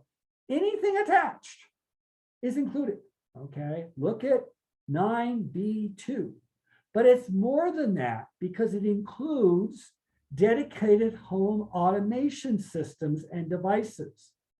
So anything that is dedicated to the house, like an alarm system, is included, okay? Non-dedicated things, well, your cell phone and your Alexa, well, you can take those because they do other things for you, right? But if it's dedicated, like the software in the cloud that allows Alexa to turn on your lights, allows your telephone, your cell phone to start your refrigerator or look in your refrigerator or whatever these things is, that's all included, okay? So the cloud is now part of our real property. Even not just your dumb light bulbs, but your smart light bulbs are included, okay? So light bulbs are a part, whether they're dumb ones or smart ones, right? And then C, specific things that are excluded. And there was a change down here in the old contract, the bracket that mounts your TV to the wall. The TV wasn't included, but the bracket was. In this contract, the TV and the bracket are not included. So if you want that bracket, you need to check that box back in 3P1, right? But the seller does have to patch any holes, but doesn't have to repaint. That's what C says. Okay, moving on now to page 7, our allocation of costs, okay? So again, it talks about who's paying for what based on what is stated in paragraph 3. And you see up there under 3A, they actually reference paragraphs 3Q, 1 through 3 and 5. So there's a lot of referencing back to paragraph 3 where you've negotiated all of that, all right? There was a question earlier about home warranty. Again, that is explained down there under 10C, okay? Remember I said, if the appraiser has to come back out because there's no smoke alarm or carbon monoxide detector or water heater bracing, the seller gets to pay for that because they didn't install it within 7 days of acceptance. Well, that's explained in 10B3, reinspection fees. So again, everything I was giving you that narrative about back in paragraph 3, again, it's all explained later in this contract. Now we get into paragraph 11, where we get into statutory and other disclosures, okay? Keep in mind, you cannot waive or release a statutory disclosure. I cannot write an offer on your home and in that offer say, you don't have to give me a TDS NHD. No, you still do, because the law requires you to do that. Civil Code 1102. Likewise, 11B, federal law requires that lead-based paint disclosure if the property was built prior to 1978, regardless of whether there's lead-based paint in there or not, right? I guess if it's certified that no lead-based paint, you don't have to give it, but typically you do.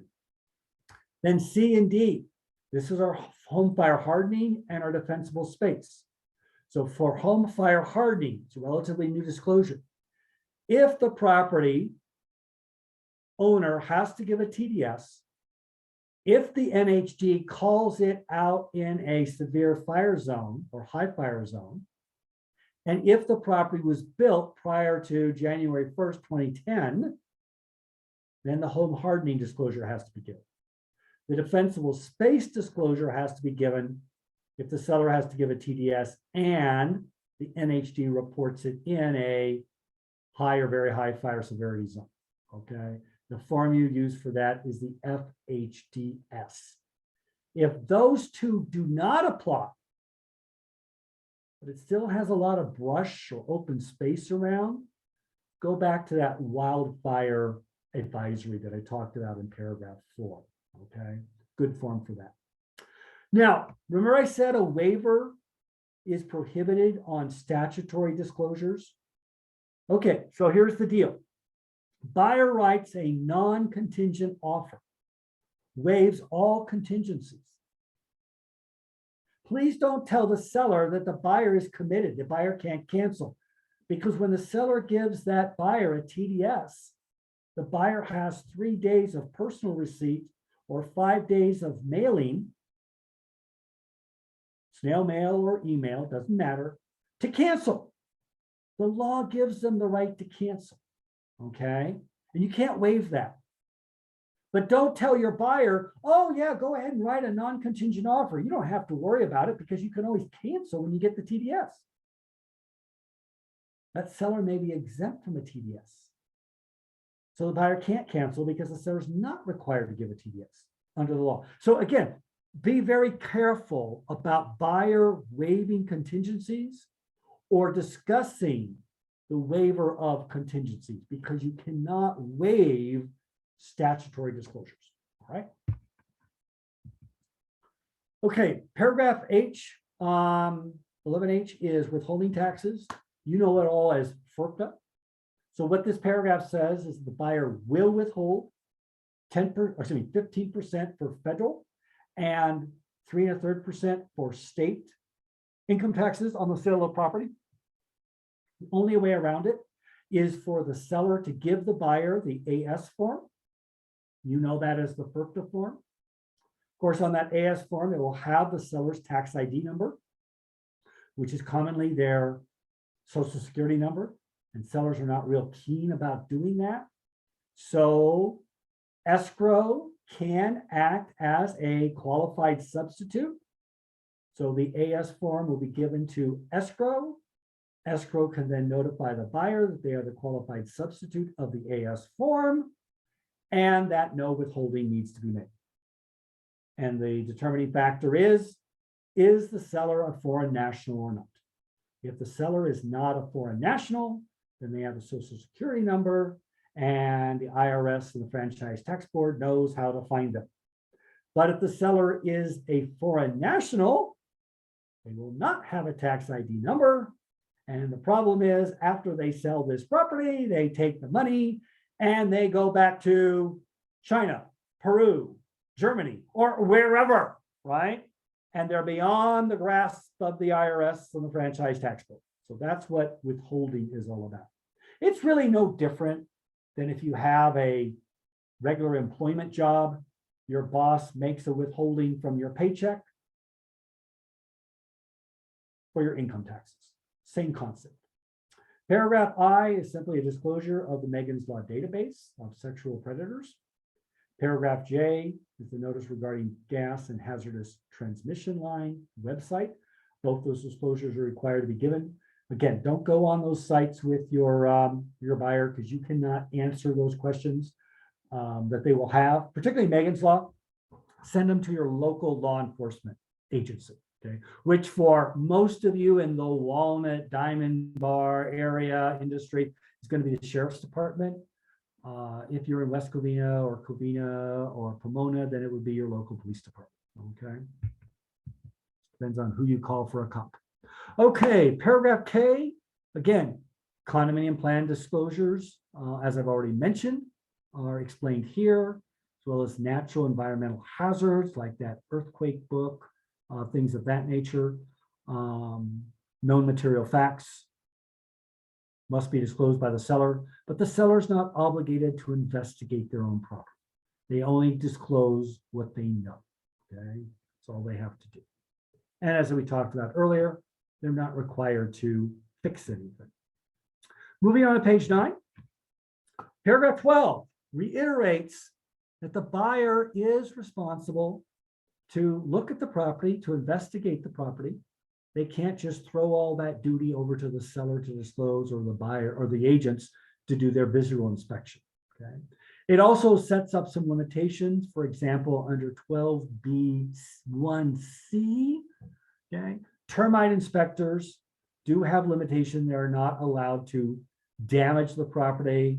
For example, they don't want to test for leaks in the shower pan of a multi-structure complex because it could cause damage to the properties beneath. Okay. Buyer also agrees to indemnify and protect the seller for any damage done by entry into the property. That's down there on 12E. Title investing. So sometime during escrow, the buyer is going to inform escrow as to how they're going to take title. It's fine to give the buyer one of those sheets that the title company prepares of the different ways of owning title. But please don't tell them how you take title, because that could be viewed as a recommendation. Okay? Also, if you're in a geographic targeting order, which most of Los Angeles is, there are additional steps to go through to verify that the money used to purchase the property, if it is cash, is not being laundered. Okay, so just FYI there.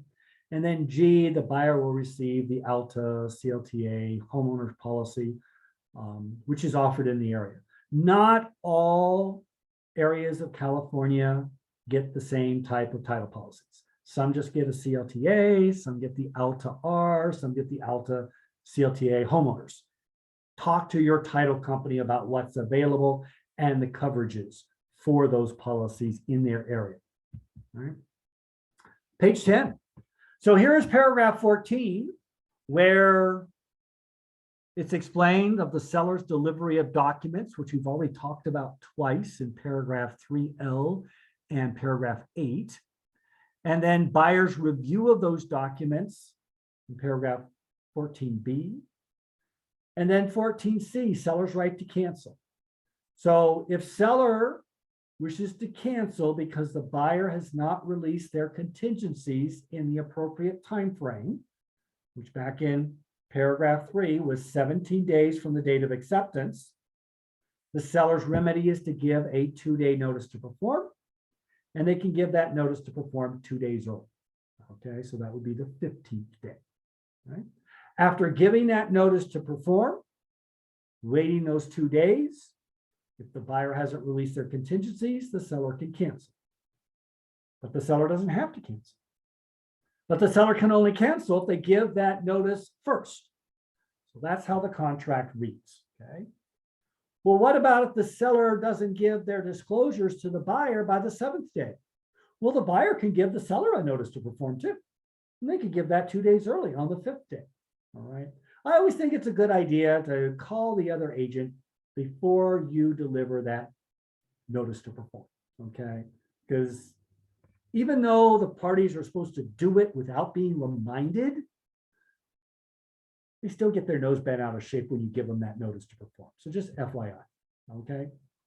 So again, buyer has the right to cancel if the seller doesn't perform after giving that notice to perform, right?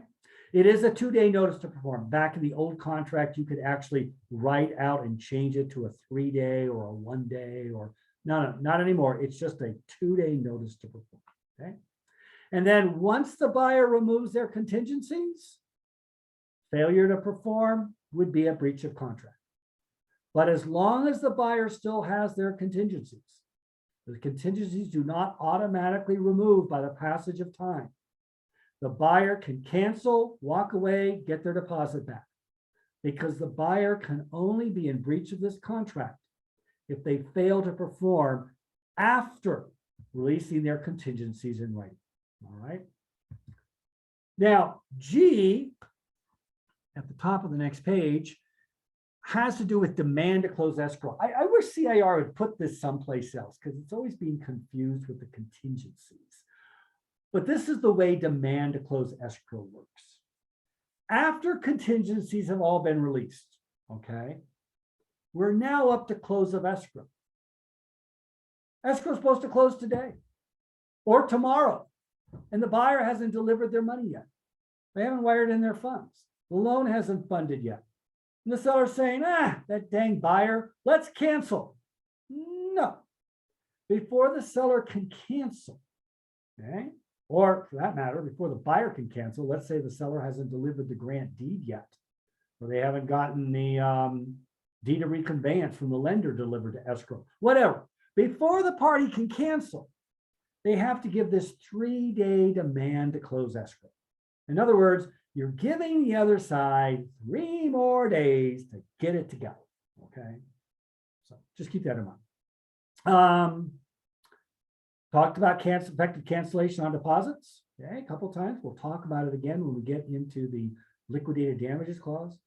Keep in mind that bold type there under H. If a party is supposed to refund the deposit, okay, or the seller's supposed to refund the deposit, or the buyer's supposed to release the deposit to the seller per the liquidated damages clause, and they don't, without a good faith reason for not doing that, then they're liable for an additional civil penalty up to $1,000. Okay.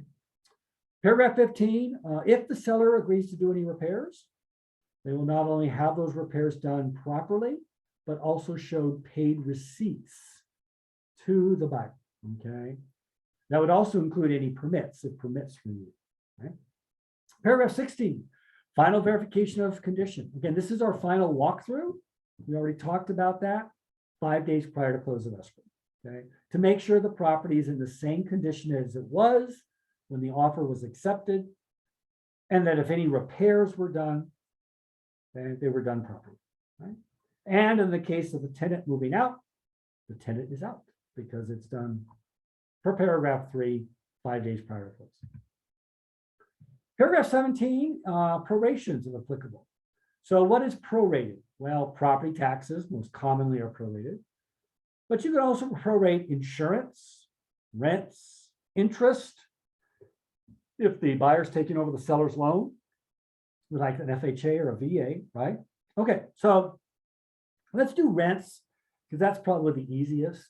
Let's say I'm selling you an apartment building on the 15th of the month, right? And presumably I've collected all the rents because the rents were due on the 1st. Well, you're entitled to half of those rents because you're going to own the property for the second half of the month. So what escrow is going to do is they're going to credit you, okay, or reduce the amount you have to pay me for the property by a half a month's rent because I got your rent for the second half of the month. That's a proration. Right? Like I said, property taxes are the most common things that are prorated by escrow. Paragraph 18 lets the parties know that there is another agreement out there for compensation to the agents. So for the agent representing the buyer, that agreement is the MLS. For the agent representing the seller, that agreement is the listing agreement, okay? Remember, never, ever put your compensation in this agreement. One, you're not a party to the agreement, okay? It's between the buyer and the seller. Secondly, if you put your commission in the offer or a counteroffer, now you've put your self-interest, your financial interest in front of those of your buyer or seller. That's a breach of fiduciary duty. You lose your license for that. But moreover, in order for a commission agreement to be enforceable in a single-family residential transaction, you've got to have a notice in 10-point bold type that commissions are negotiable. And that's not in this agreement either. So it would violate the statute of frauds. Okay, so again, done through a different agreement. Paragraph 19, Let's escrow know which paragraphs of this contract they need to be concerned with. And then moving on to paragraph 12 at the very bottom, because, sorry, page 12. Most of that still deals with escrow instructions. Paragraph 20, selection of service providers. Okay. We make recommendations for escrow, title, home warranty, termite, NHD, things like that. But we don't guarantee their performance. Okay. We just make recommendations. We don't guarantee their performance. It is a choice of the buyer or the seller who they want to select as their service providers. Paragraph 21, we will report this sale to the MLS. If you're representing the buyer, always go into the MLS a couple days after closing. Make sure the listing agent has given you credit for representing the buyer. Unfortunately, there are a few listing agents that will put themselves on both sides. Why?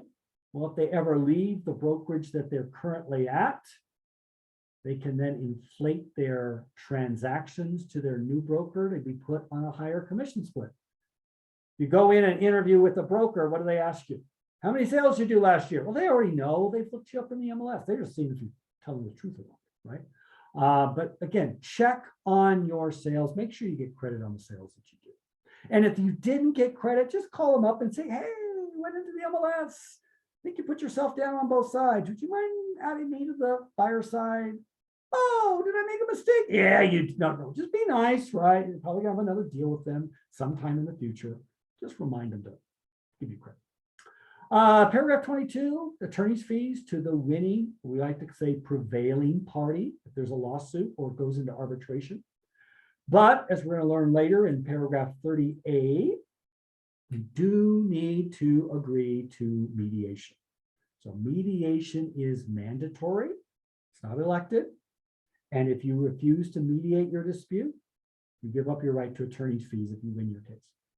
Paragraph 3, I've already talked about. This is the details on assignment. Welcome to read it, but trust me, it is as I purported it to be to you. Paragraph 24 is our commitment to fair housing. And then paragraph 25 is our definitions. So there's a couple of definitions I want to talk about on the next page. Counting days, day, and deliver. Okay. So let's knock J out of the way first. Remember, days are calendar days. The only time we use business days is the delivery of the deposit. Counting days. Okay. So this is how we count. Today is day 0. So whether you do something at 8 o'clock in the morning, or whether you do something at 5 o'clock in the afternoon, today is still day 0. Tomorrow is always day 1. And then we count our calendar days. Now, if the last day to perform, okay, so what are our days to perform? Well, we've got day 3, we've got day 2, we've got day 3, we've got day 5, we've got day 7, we've got day 17. Let's say the seller has not got the contingency removal back from the buyer, and they wait until the 17th day, and the 17th day is a Saturday. But the Saturday is a non-business day. So if the last day to perform is a Saturday, Sunday, or holiday, you roll to the next business day. So even though the 17th is a Saturday, the buyer doesn't have to remove their contingencies until Monday. Unless Monday is a holiday, then it would be Tuesday. Okay, so that's how we count our days. And the reason for that is you may be in a contract with a lender who's a corporation or some other entity, and they're closed on Saturday, Sunday, and holidays. So we don't want to treat legal persons different from natural persons. So that's why they have this policy, right? Now, the delivery of the notices, okay?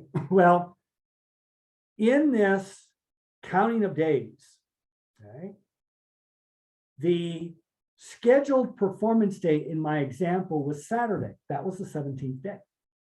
The allowable performance day, because it fell on a Saturday, would be Monday. But not this Monday, because this Monday is President's Day, so it would roll over to Tuesday, right?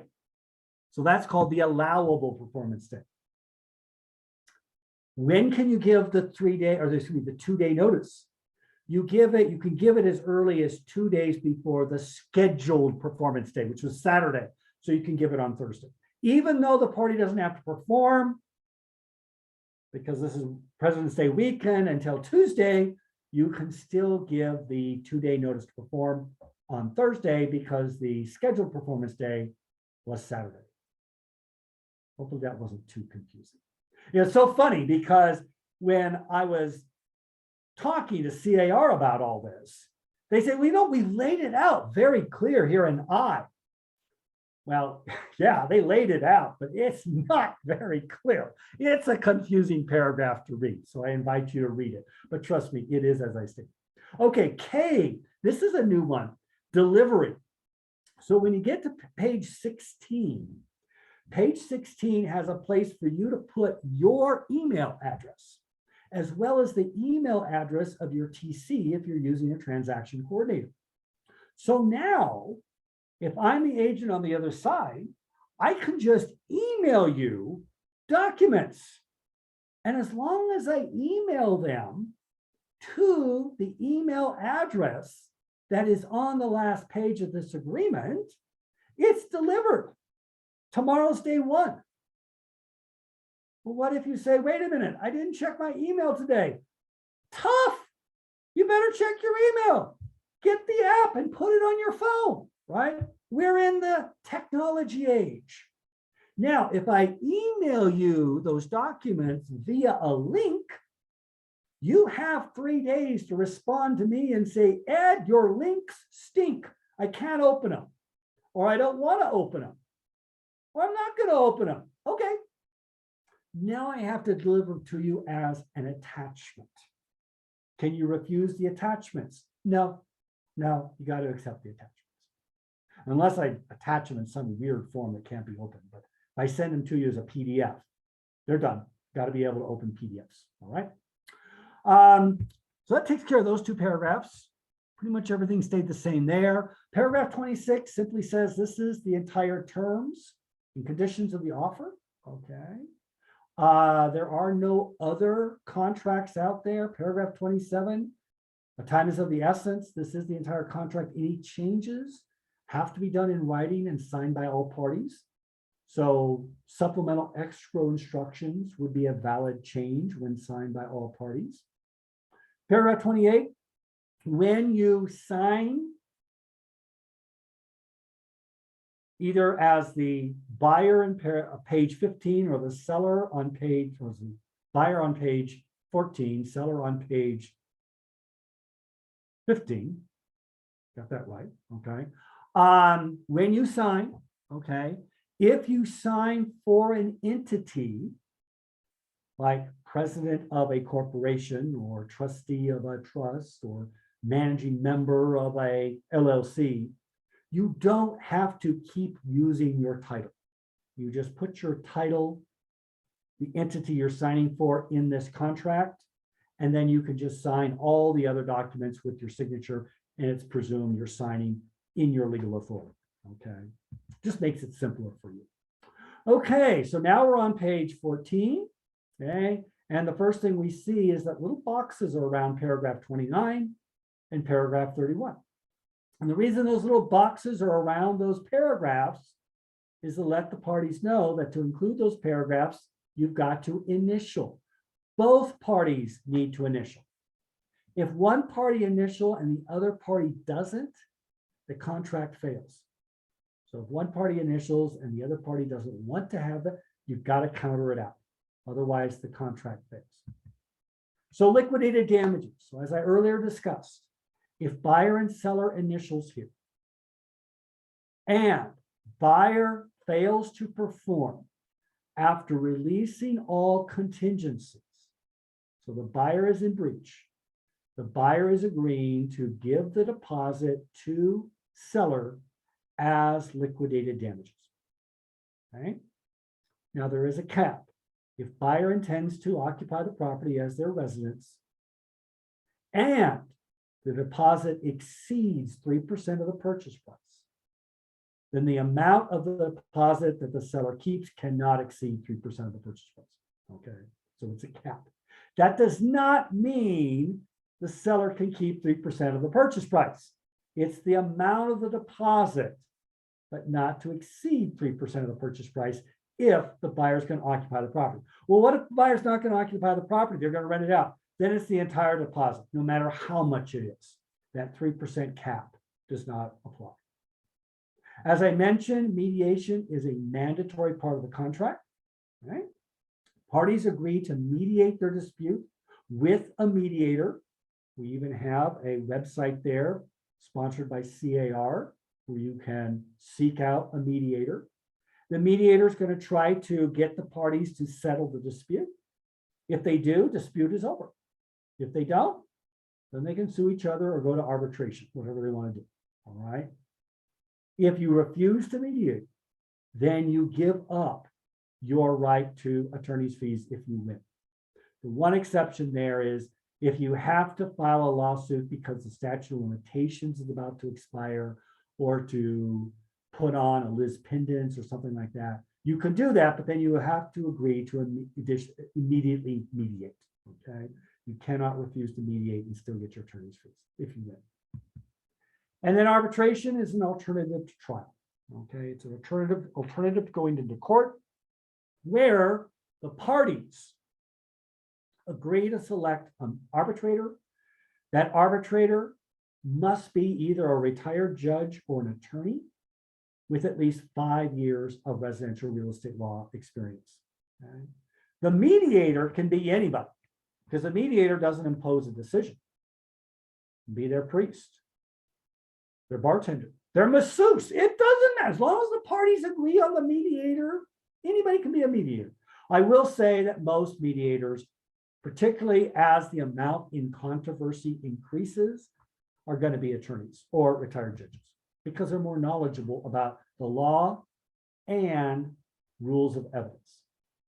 But the arbitrator, because they are going to make a binding decision on the parties, does have to be a retired judge or an attorney with at least 5 years of residential real estate experience.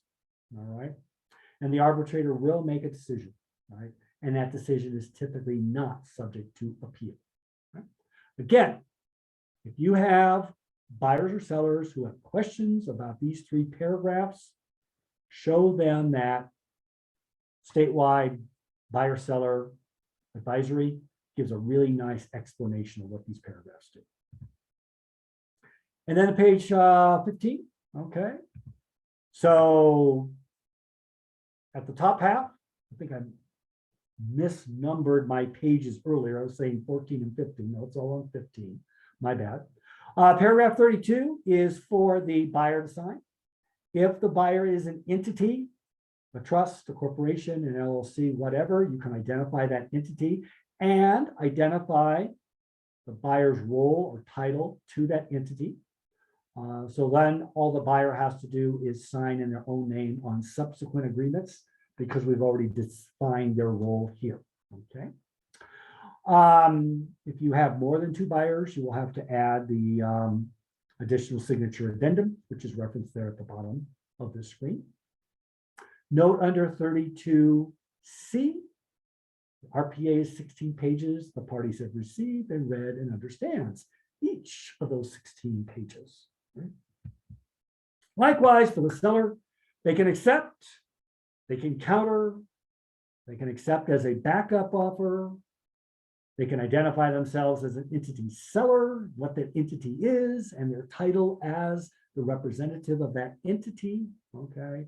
And again, under C, a reminder that the RPA is 16 pages and they have received, read, and understand all 16 pages. Right? Likewise, if you have more than 2 sellers, you can add the additional signature addendum there at the bottom. If the seller does not wish to accept this offer, we encourage them to initial at the bottom so we can send this page back to the buyer's agent so they know that their offer was presented. If you're in a multiple offer situation representing the seller, that is really important. So the agent knows that at least the seller saw their offer. But what I often do is recommend direct presentation. Set up staggering times in the evening, a 5 o'clock, a 5:45, a 6:30. And if you got 3 buyers making multiple offers, invite their agents to come in individually and present their offer to your seller, then excuse them and let the next person go in.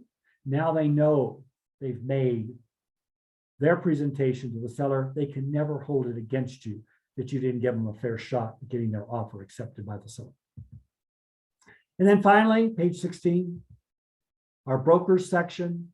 Again, I call your attention under 5A, designated electronic delivery addresses. Okay, this is where you put your email, okay, as well as an alternative email if you've got a TC or an assistant handling the file. You can even set it up there where your assistant, okay, will be the designated delivery address, because a lot of you just have your transaction coordinators take the documents and they handle all of that for you, which is fine. Likewise, under seller's brokerage firm, a place for their email or an alternative email if they're going to be using a TC. All right. So sometimes agents don't always get this right, or they don't know what it is. A CAR just came out with an addendum for this broker section so that you can correct any inaccuracies, particularly for email, because we want to be able to send our documents back and forth versus via email so that we can keep the transaction on course, okay, and close in a timely fashion. Escrow holders acknowledgement here. If the seller will not initial the rejection, you can initial the presentation of offer. So you're going on record as saying, I did in fact present the offer to the seller, but I did not get a formal rejection from them. Okay, so going up into the chat, got one comment.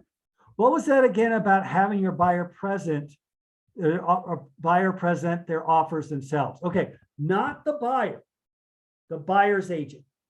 So Bob, let's say that I have a listing and you have a buyer, wrote an offer, and you call me up and say, hey, Ed, I got an offer for you. And I go, great.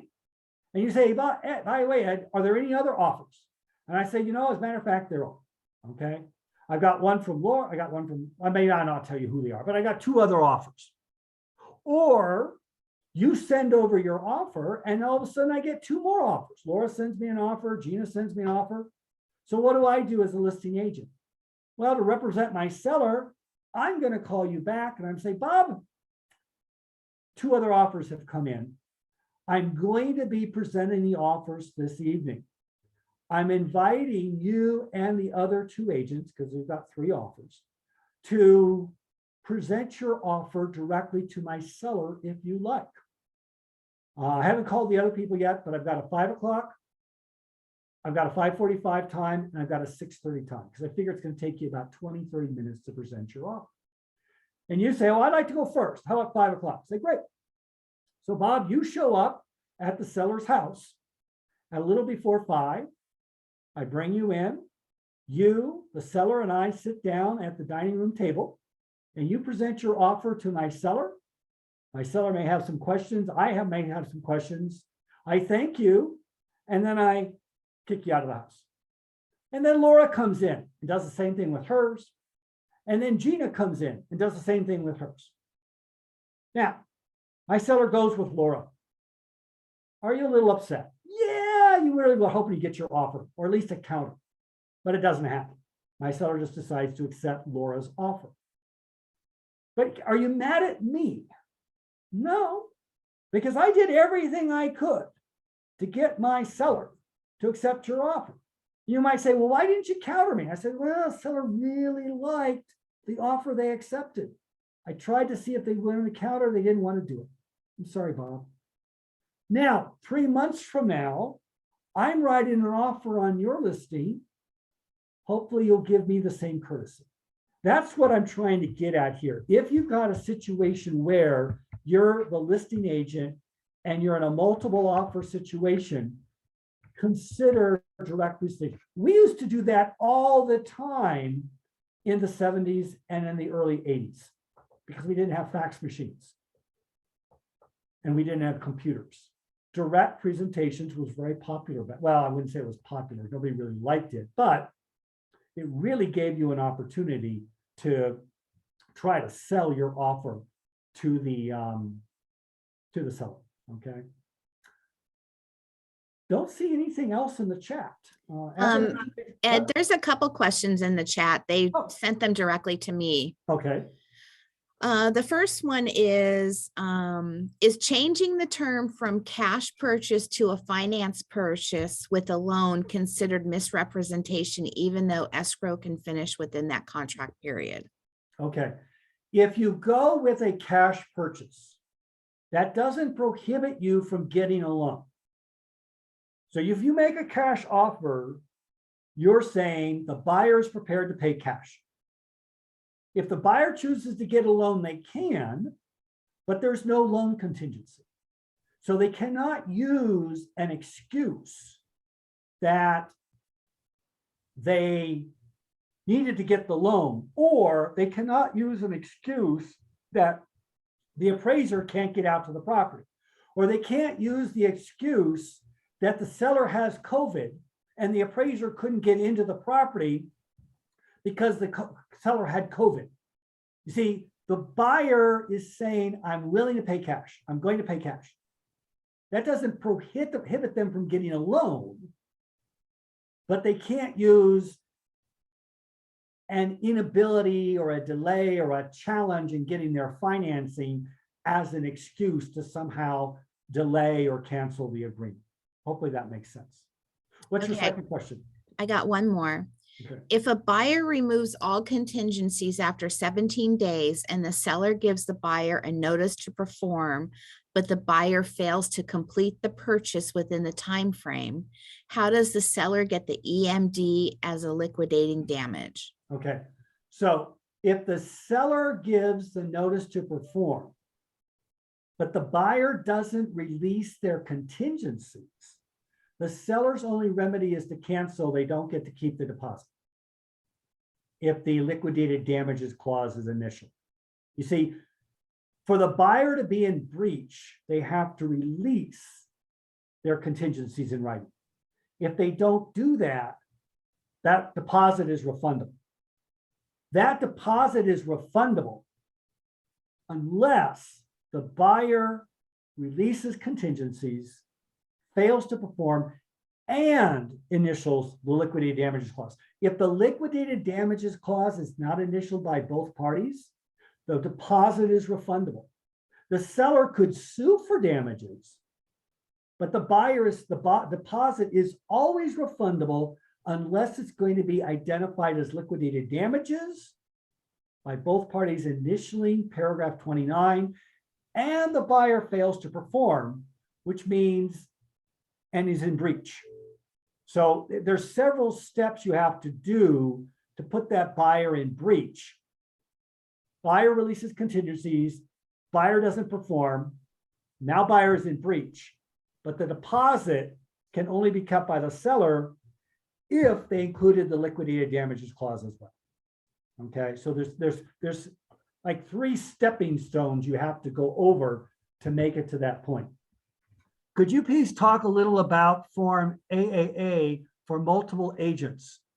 Okay, I think you're talking about and I'm going back to the ABA form for more than one broker representing a buyer or seller that's identified in paragraph 2C at the top of the contract.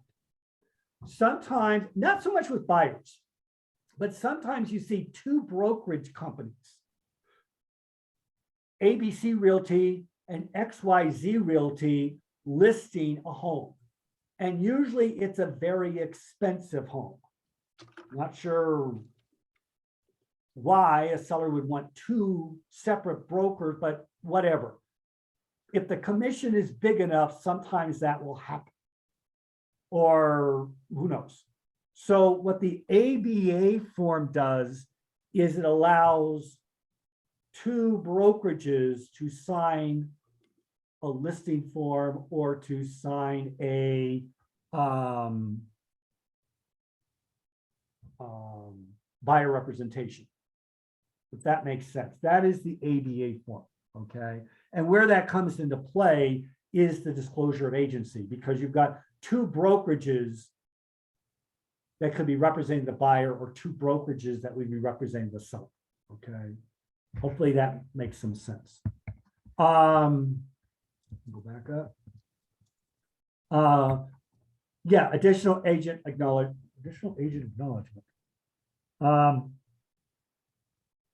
You know, I'd have to look at the AA form to actually talk about it. Sorry, Ricky. Seller agent specified property sold as is. Can seller not repair anything after buyer inspection found a problem? Yeah, I mean, buyer would give a request for repairs. And when the seller receives a request for repairs, they can either ignore it, refuse it, agree to do some, but not all, or agree to give money and not do the repairs.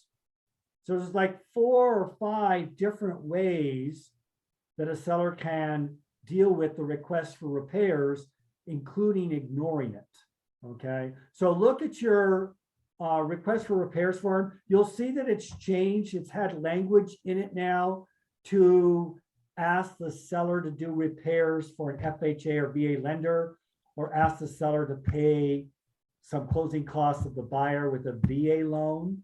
So it's been tweaked a little bit. The old FVA form has been eliminated. But take a look at that request for repairs form and you'll see the different options there are for the seller. Okay. Nothing else coming in the chat. Anything on your end, Laura? No. Okay. Well, I guess at this point we can stop the recording and say it's over.